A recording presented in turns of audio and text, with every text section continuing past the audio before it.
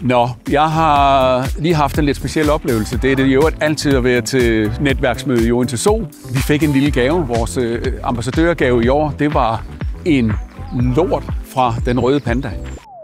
Da vi starter som samarbejdspartner i Odense Zoologisk Have, i House of Brands for 1,5 år siden, der sætter vi til et møde med Kasper Thomsen, som har fået en skør idé. Så siger han, jamen det er fint, I kan alt det andet, det er kuglepinden og hvad vi skal lave, kaffekrus. Men jeg har fået en idé, jeg har arbejdet med den i 2 år, og vi har ikke fået den landet. Jeg har fået den idé, at vi skal lave en lille statuette med en lort fra en rød panda indeni. Så vi landede projektet og er rigtig stolte af det, og glade for også den omtale og al den snak, den her kommer til at give med de 100 samarbejdspartnere, der har fået sådan en lort med hjem i dag. Så der blev virkelig sagt tak for lort. Nå, så var der ingen, der blandede sig. Synes du, det var forkert?